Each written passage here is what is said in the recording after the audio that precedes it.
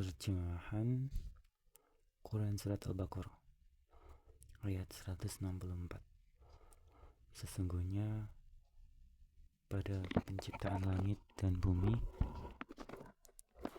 pergantian malam dan siang, kapal yang berlayar di laut dengan muatan yang bermanfaat bagi manusia, apa yang diturunkan Allah dari langit berupa air, lalu dengan itu dihidupkannya bumi setelah mati kering, dan Dia tebarkan di dalamnya bermacam-macam binatang dan berkisaran angin dan awan yang dikendalikan antara langit dan bumi. Semua itu sungguh merupakan tanda-tanda kebesaran Allah bagi orang-orang yang mengerti. 165. Dan di antara manusia ada orang yang menyembah Tuhan selain Allah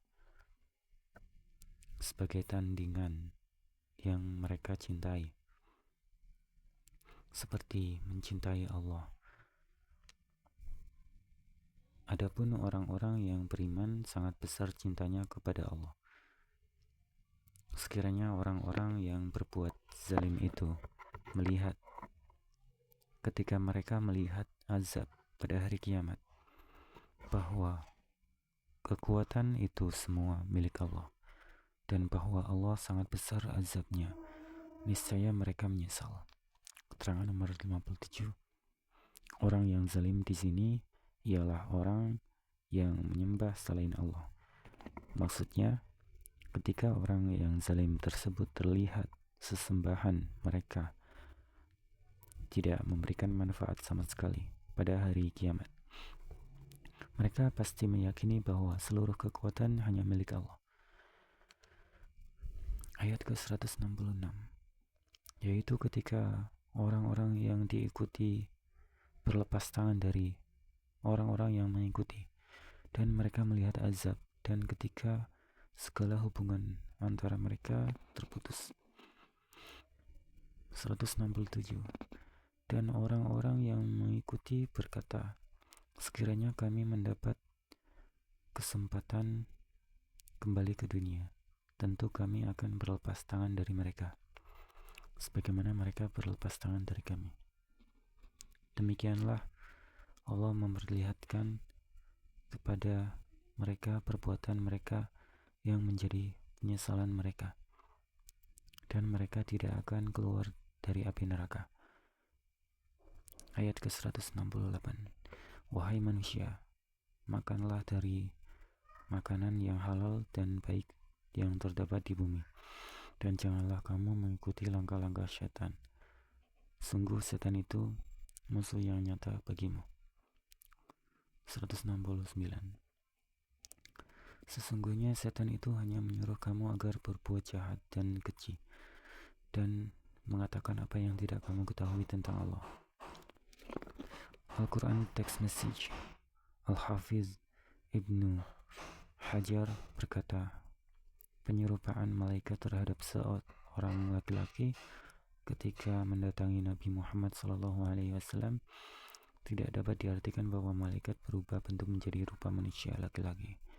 Maksud dari itu adalah bahwasanya malaikat tampak seperti itu demi memudahkan lawan bicaranya, Muhammad SAW, dalam menyerap ilmu wahyu yang disampaikan.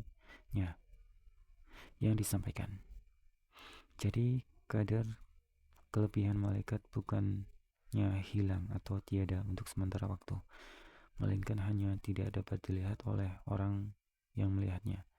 Allahu a'lam.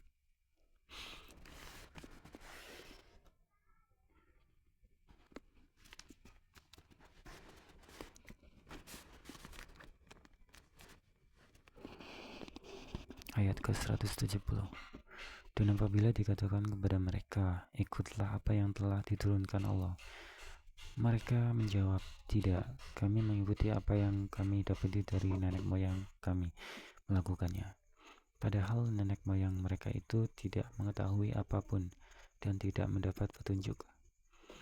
171. Dan perumpamaan bagi penyeru orang yang kafir adalah seperti penggembala yang meneriaki binatang yang tidak mendengar selain panggilan dan teriakan.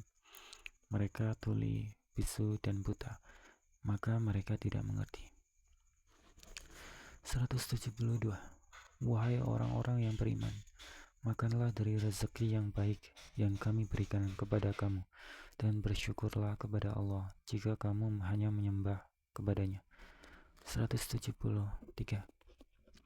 Sesungguhnya Dia hanya mengharamkan atasmu bangkai, darah, daging babi, dan daging hewan yang disembelih dengan menyebut nama selain Allah. Tetapi barang siapa terpaksa memakannya, bukan karena menginginkannya, dan tidak pula melampaui batas, maka tidak ada dosa baginya. Sungguh Allah Maha Pengampun, Maha Penyayang. 174.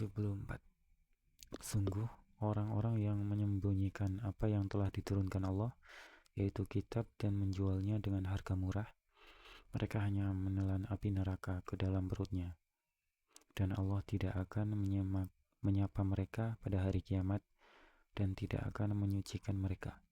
Mereka akan mendapat azab yang pedih, yang sangat pedih. Keterangan nomor 58.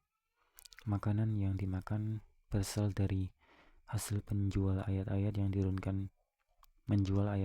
diturunkan Allah, menyebabkan mereka masuk api neraka. Ayat ke-175. Mereka itulah yang membeli kesesatan dengan petunjuk dan azab dengan ampunan. Maka alangkah beraninya mereka menentang api neraka. Ayat ke-176. Yang demikian itu adalah karena Allah telah menurunkan kitab Al-Quran dengan membawa kebenaran, dan sesungguhnya orang-orang yang berselisih paham tentang kebenaran kitab itu, mereka dalam perpecahan yang jauh.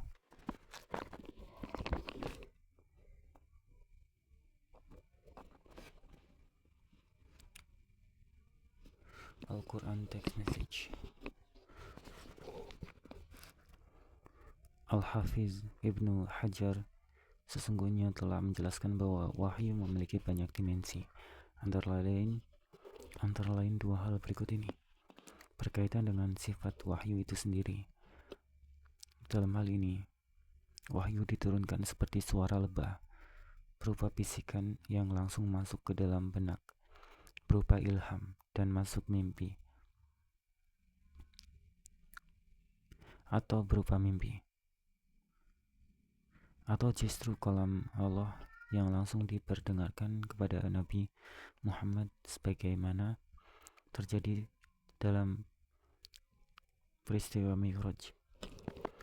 Nomor 2. Berkaitan dengan sifat pembawa wahyu. Dalam hal ini, pembawa wahyu kadang datang sesuai dengan bentuk aslinya dengan memperlihatkan 600 sayapnya, seperti telah diciptakan Allah Subhanahu wa Ta'ala, atau dengan memperlihatkan diri tengah duduk di kursi antara langit dan bumi, atau dengan bentuknya yang menjulang tinggi sampai menyentuh langit.